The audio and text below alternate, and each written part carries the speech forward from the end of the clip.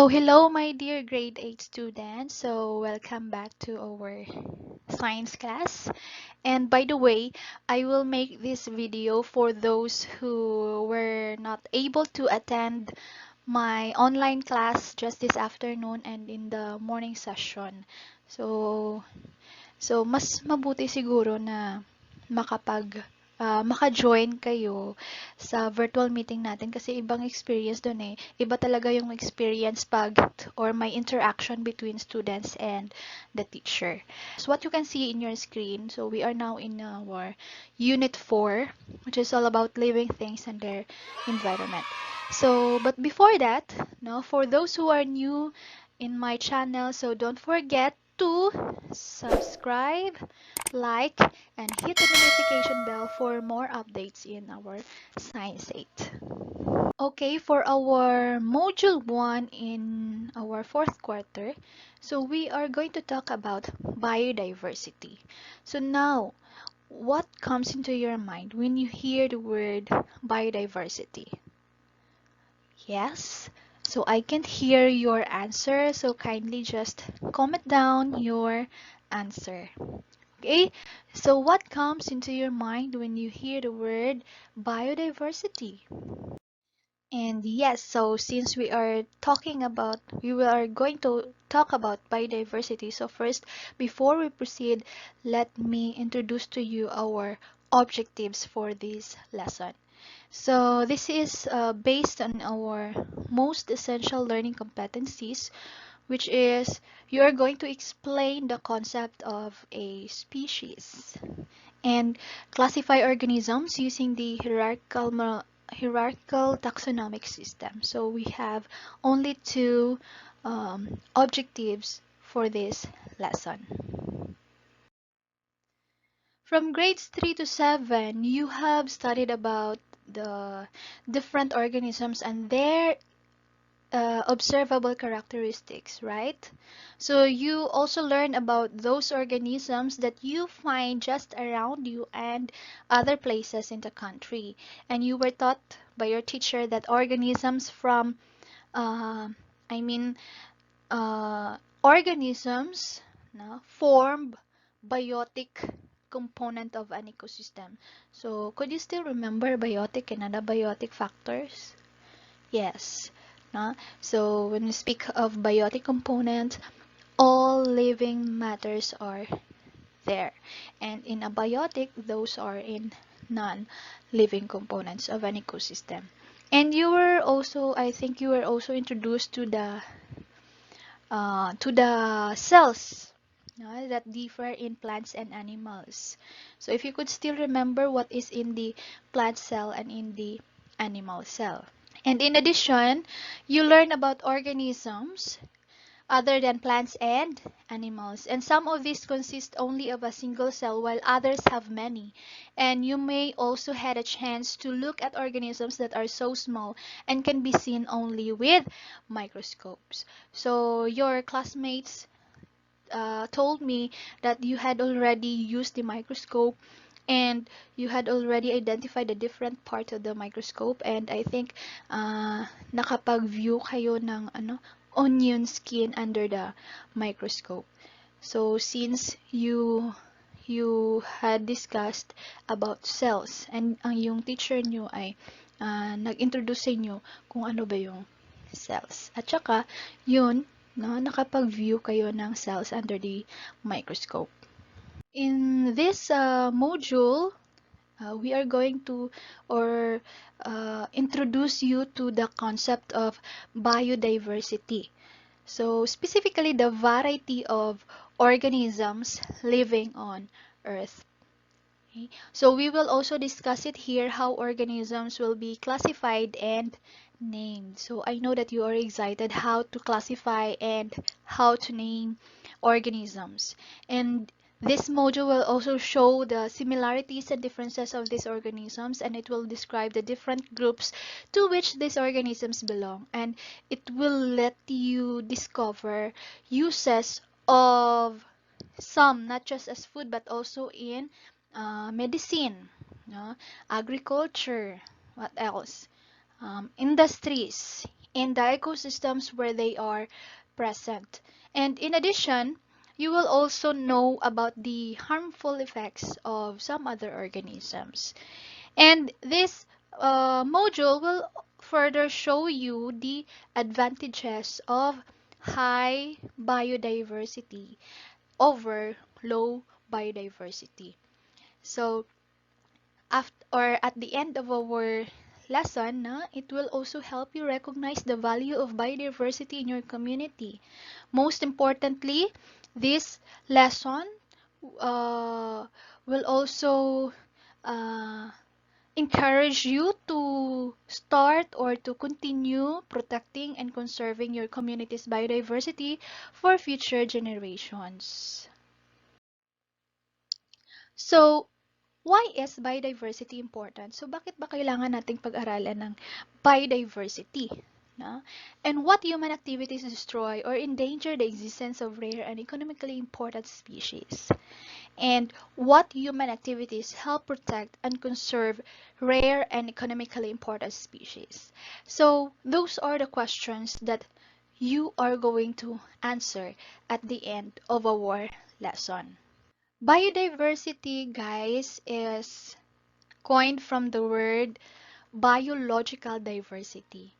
So if you could still remember, when we speak of bio, it means life, right? So the word biodiversity is coined from the word biological diversity, meaning there is a variety, diversity of life. And usually, scientists would refer to three levels of biodiversity, namely the species diversity, which is different kinds of organisms, the genetic information that organisms contain, or what we call the genetic diversity, and the ecosystem diversity. So this ecosystem diversity is the different kinds of places where organisms live and the interconnections that bind these organisms together. So those are the three levels of biodiversity which the scientists refer to it. So species diversity consists of the large number of all different kinds, shapes, colors, and sizes of organisms that inhabit the earth. So it includes the smallest and the simplest bacterium. So this is a singular of bacteria. Now, bacterium. To the complex, from smallest to the simplest bacterium to the complex, bigger, colored flower or fish or carabao, or to the biggest and to the human like us. No? So species diversity. So these organisms are found in various places, from the soil to the rivers, oceans, forests, salty or hot places. So in short, in every corner of the earth. And some of them even live in your body. Okay? So, meron palang mga organism na nasa loob ng katawan natin, Miss? Yes, meron. And you will know that later on as we go along with our discussion. So, at present, more than 1 million organisms have been identified and named, while many more are being discovered every year. So, every year, may mga additional na nadi-discover na mga organisms. So, just recently, the foreign and the local researchers have found that the diversity of reptiles and the amphibians in northern Philippines is even greater than what has been known and identified. So if there are a lot more of the organisms in the world that can count, the question is, how will you be able to know about them? Does an organisms you see in your place, for example, have the same name in other places? So what do you think? Does an organisms you see in your place, for example, have the same name in other places? Hmm? And do organisms have to be classified, and why? So now let's try this activity, guys. So we have our activity number 1. So you are just going to give the names, local names, kung ano lang yung tawag nyo sa mga organism na yan sa inyo. Okay? So first we have this picture. So ano ba yung tawag dito sa atin? So most of my students are mga Ilonggo. No? Ako lang siguro yung Bisaya. So, ako na lang din yung mag-answer dito. Okay. So, in this picture, we are looking at elephant. No? Sa Ilonggo, elepante. Sa Bisaya, elepante. Sa Tagalog, elepante man. Okay. So, ito. Second picture. Oh, this is Carabao sa Ilonggo. Kabaw sa Bisaya. Kalabaw sa Tagalog. No, sa mga English naman, no, they call it carabao. Or may iban pa gani nga ginatawag na buffalo, no? Okay, so next. Next, this one. No? This one is ant, right? So ang tawag dito sa Ilonggo is subay, no? Sa Bisaya naman is amigas. Sa Tagalog naman is langgam. At ito naman yung sa second picture naman is this is a bird. But sa Ilonggo, pispis. Sa Bisaya, langgam. Sa Tagalog, ibon. Okay. So, meron akong experience dito, guys, na may friend ako na sabi ko sa kanya, tingnan mo nga yung kay Bisaya ko, Bisaya. So, sabi ko sa kanya, tingnan mo nga yung nasa babaw. No? Ang langgam nga ginamin ko is yung bird. Kasi langgam ang tawag namin doon sa bird sa amin. Sa Escalante. So, ang sa kanya, akala niya yung langgam na sinasabi ko is yung ant. So, na-confuse siya na nakikita mo pa yung langgam na kiliit-liit nun? Okay, so ganun. So, parang na-confuse siya, guys. So, yun. Share ko lang. Okay, next. This one is a snake, right? Snake. But in Ilonggo, this is called as manog. Sa Bisaya naman, bitin. Sa Tagalog, ahas. At ito naman is earthworm. Sa mga Tagalog is bulate. Sa Ilonggo, natawag din nila ulod or lago or handudulay, no? Pero sa Bisaya, ang nabalaan ko, no, as far as I know, this is wate, no, in Bisaya. Wate. And next picture, this one is a cockroach in English. But in Tagalog, this is ipis. And sa Ilonggo naman, sa mga Ilonggo naman, ang tawag dito ay tanga. At sa mga Bisaya naman ay ukok. Ewan ko. Ukok. At ito naman yung scorpion. So, alakdan ang Tagalog nito. At sa mga Ilonggo, ang tawag dito ay iwi-iwi. At sa Bisaya naman ay tanga. No? So, kung sa mga Ilonggo, ang tanga nila ay cockroach, sa amin naman ay scorpion. Diba? Napaka-confusing. And lastly, this one is centipede. As we all know, this is a centipede. If we are going to know what is the term used in Ilonggo for this organism is talimbabaga. No, sa Bisaya naman, uhipan. No, sa Tagalog naman, alupihan. Pero sa English, centipede. Okay. So, this one, second picture is the frog. No? Sa Ilonggo, ang tawag nila dito is paka. Sa Bisaya naman, baki. No? Sa Tagalog, palaka. So, yun. No? So, medyo napaka-confusing lang. No? Kapag pumunta ka ng ibang lugar, no, may iba't ibang pangalan yung isang organism. So, siguro, pag hindi mo alam, no, yung English name nun, no, siguro hindi kayo magkakaintindihan. Okay? So, next.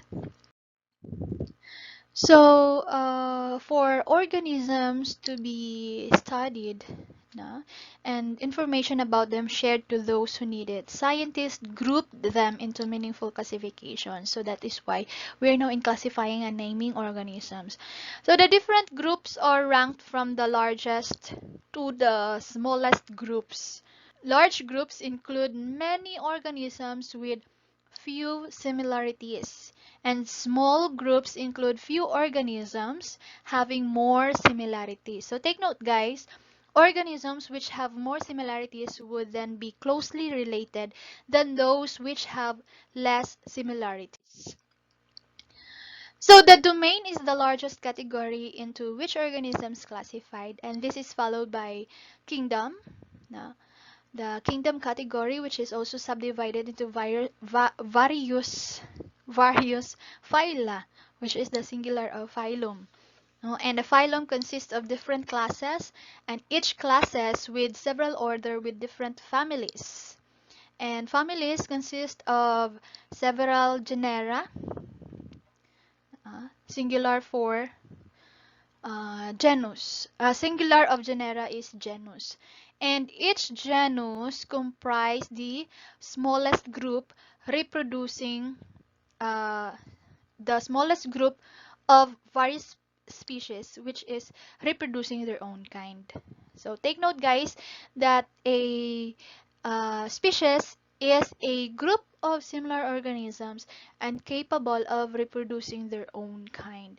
So meaning to say, only only members of the same species can mate and produce fertile offspring.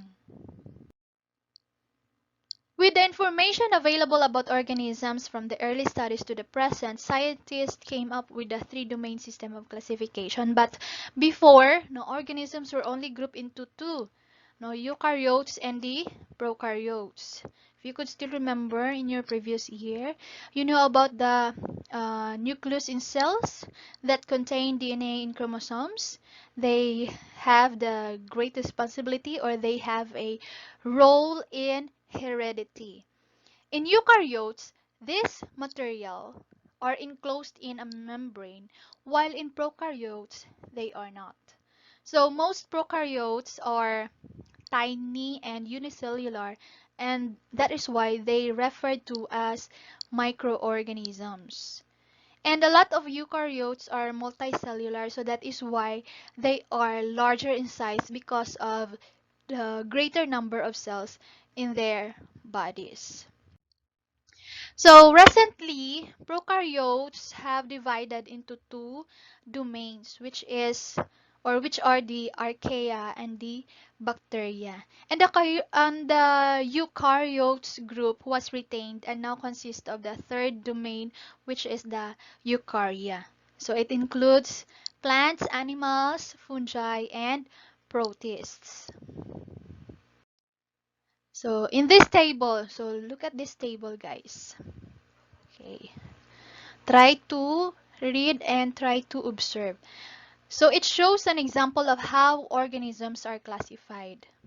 So which organisms in table are similar up to the order category? So try to take a look at this. So which organisms in the table are similar up to order category?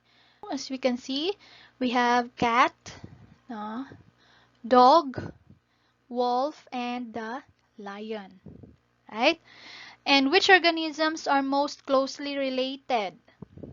So as you can see from the kingdom to genus, so the dog and the wolf are closely related, no? Kung lantawon mo, if you are going to look at this, so kingdom, from kingdom category to genus category, so the dog and the wolf are the same, right? But differ in species na. So familiaris ang dog, tsaka lupus naman yung wolf. Okay. So now the question, guys, can a dog and a wolf produce fertile offspring? Hmm. Okay. Can a dog and a wolf produce fertile offspring? So kindly explain your answer.